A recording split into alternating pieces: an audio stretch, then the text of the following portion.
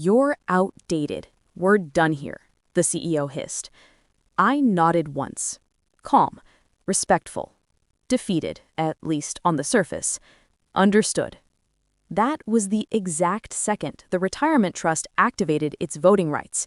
By Monday morning, the board called an emergency meeting. The agenda had only one line: who just fired the man who owns 76% of the company? But that ending came much later, long after I had already lost everything. At 47, I scrubbed blood off hospital floors at 3 in the morning. The smell of disinfectant clung to me like a second skin. People looked through me, not at me. Janitor, divorced, accused abuser. My wife's family said I hurt her, said I scared our daughter. They said it with tears and rehearsed concern. I said nothing, because anything I said was twisted into proof. The judge never looked at me twice. One signature. My daughter was gone, my home was gone, my name followed soon after. I learned how quickly a man can become a ghost. I wasn't always invisible. There was a time my wife held my hand like it anchored her to the world. A time her family called me son. I built businesses while they praised my ambition. I trusted them with everything: documents, accounts, power of attorney. That was my mistake. When my first company sold, the money went into a trust. For tax efficiency, her father suggested. I agreed. I always agreed. Love makes you generous. Trust makes you blind. The accusations came right after the second company failed. Funny timing. The night everything changed, I was mopping a corridor outside the ER when a woman in a tailored coat stopped walking. "Are you Daniel Morris?" I nodded, confused. People didn't ask my name anymore. She lowered her voice. "Your billionaire son has been trying to find you." I almost laughed. I only had one daughter. "I think," she said carefully, "you should come with me."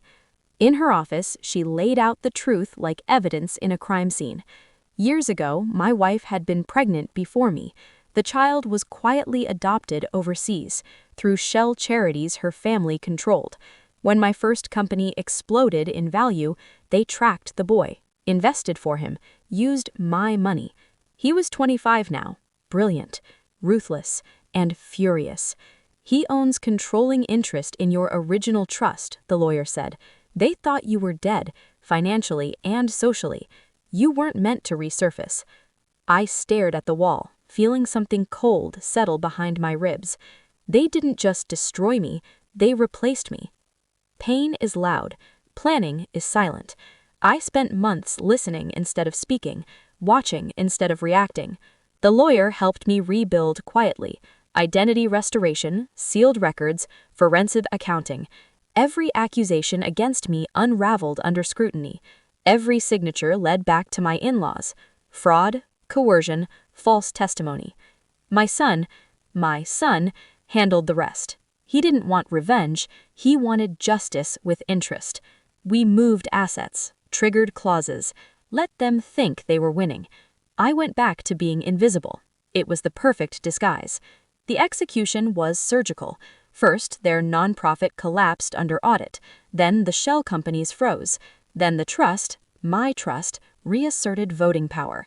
The CEO, my former brother-in-law, called me outdated because he believed the lie he'd built. He thought I was still the janitor, thought the man in front of him had no teeth. That was the beauty of it.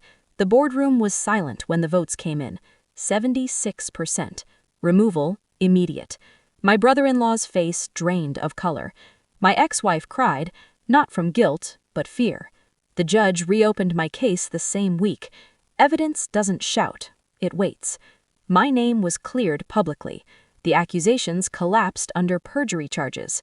Custody hearings followed. I didn't smile when they fell. I breathed. I met my daughter in a park, not a courtroom. She was older, taller, cautious. "I never believed them," she said. That almost broke me.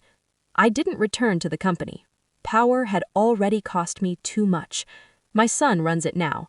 He calls me every Sunday. We're learning each other slowly, carefully. Some wounds don't close, they scar. But scars mean survival. They took my voice.